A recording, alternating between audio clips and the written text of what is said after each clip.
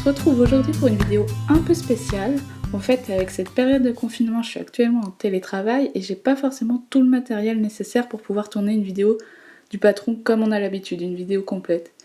Mais on s'adapte et ça nous semblait vraiment important de tourner une vidéo sur le point le plus technique du patron, donc c'est-à-dire la patte de boutonnage partiel. Donc c'est peut-être le point qui peut faire le plus peur, mais en réalité c'est pas vraiment difficile. En fait, il y a assez peu de piqûres à faire, donc c'est plutôt rapide. Et surtout, en fait, il faut de la précision, c'est le secret. Donc pour être précis, on prend son temps, on s'applique quand on pique. Et aussi, vraiment, je pense que le vrai secret, c'est le marquage. Donc moi, j'utilise le stylo Friction, donc qui part à la chaleur et qui me permet de faire des tracés vraiment précis. Donc bien sûr, avant de s'en servir, on fait un petit essai dans un coin pour voir s'il part bien à la chaleur. Et voilà, maintenant c'est parti, je vais vous montrer comment monter la pâte. On va donc commencer par l'entoilage des pâtes. Donc on vient couper deux bandes de 2 cm de large dans le thermocollant pour venir entoiler la moitié de chacune des pâtes. Donc je vous donne une petite astuce pour être assez précis.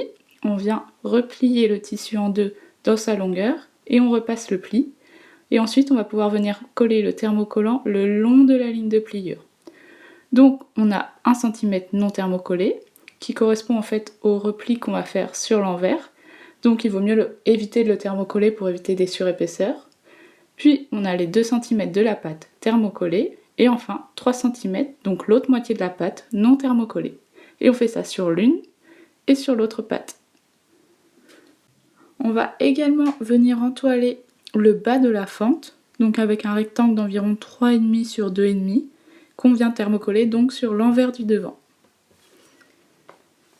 Et sur l'endroit, j'ai déjà marqué ma ligne, donc elle commence bien au milieu devant et elle vient jusqu'au repère d'arrêt de fente marqué sur le patron. Donc là, j'ai utilisé mon stylo Friction pour être bien précise et c'est assez important parce qu'en fait, ça va conditionner toute la suite de la couture de la pâte. Et aussi une autre petite remarque, comme vous pouvez voir, ma ligne de fente n'est pas très bien alignée avec mon motif, donc ça, c'est un peu gênant. Donc vous pensez-y, si jamais vous utilisez des rayures ou un Vichy par exemple, il faut bien couper le patron parallèle à votre motif. On va maintenant préparer les pâtes en les repassant, c'est ce qui va nous aider pour la suite pour être bien précis. Donc on commence par repasser les pâtes en deux dans leur hauteur, on repasse bien, puis on vient repasser un rentré de 1 cm du côté thermocollé, c'est ce qui correspondra au rentré sur l'envers de la pâte. On va maintenant commencer le montage de la pâte. Donc on vient placer une pâte endroit contre endroit sur le devant, le long de la ligne de fente. Donc c'est côté non thermocollé le long de la ligne. On laisse dépasser de quelques millimètres en haut, puis on va venir épingler.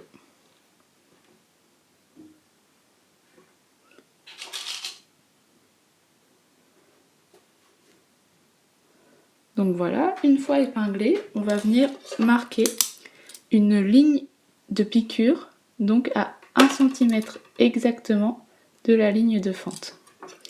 Donc je la marque toujours avec mon stylo Friction. Donc là, toujours, c'est très important d'être bien précis. Hop.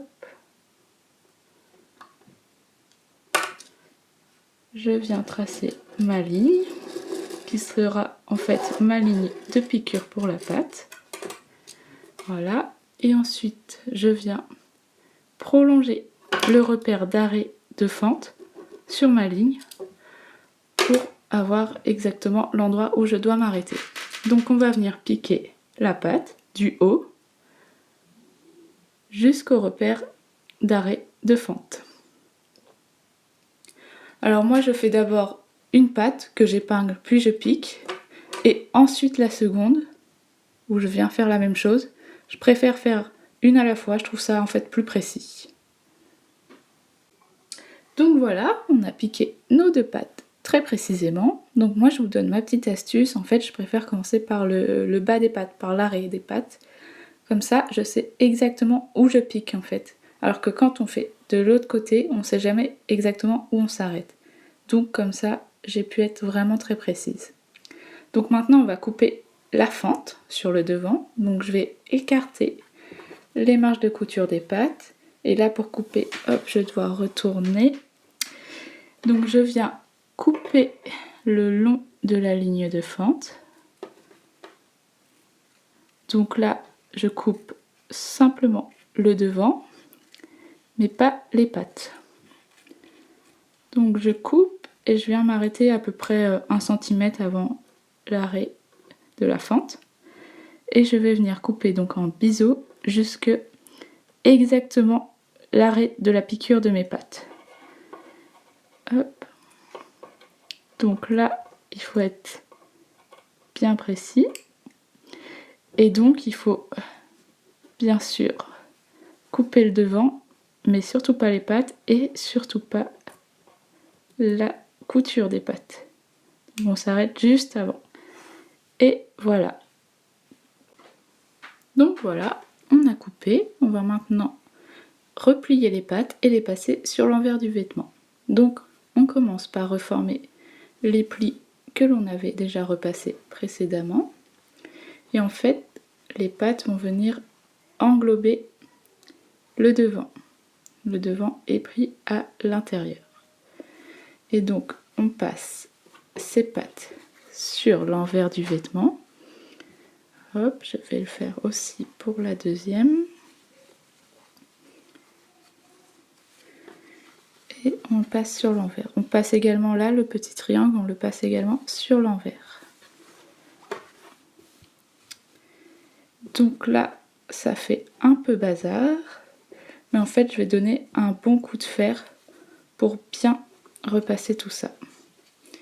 Et c'est aussi à ce moment où il faut choisir si on veut faire une ouverture fille ou garçon pour passer l'une des pattes ou l'autre au-dessus ou en dessous. Donc voilà, là j'ai repassé, c'est quand même beaucoup mieux, on y voit plus clair. Donc le secret pour avoir une belle patte, c'est donc la précision, mais aussi le repassage. Donc là, je vais passer sur l'endroit du vêtement pour que vous puissiez voir. Donc là, en fait, j'ai fait une patte fille puisque c'est la patte droite au porté qui va au-dessus de la gauche. Donc maintenant, on va venir replier le bas du devant, endroit contre endroit. Donc moi là, j'ai que un demi devant, mais vous, bien sûr, vous aurez tout le bas du corps.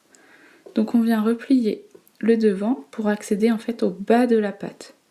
Donc là, on superpose bien les pattes, on replie bien le devant et on va venir piquer au plus proche du bas de la fente.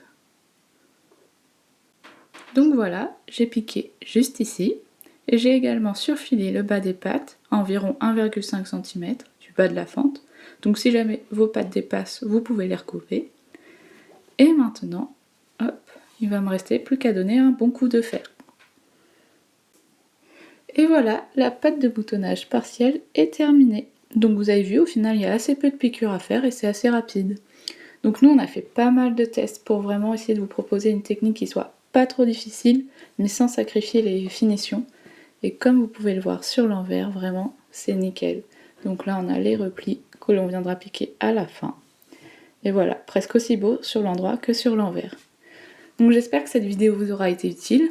Je suis désolée si la qualité du son ou de l'image est un peu moins bien que d'habitude, mais on va retourner la vidéo complète du montage de Sydney dès qu'on pourra en fait, on ne sait pas encore quand, mais bientôt j'espère.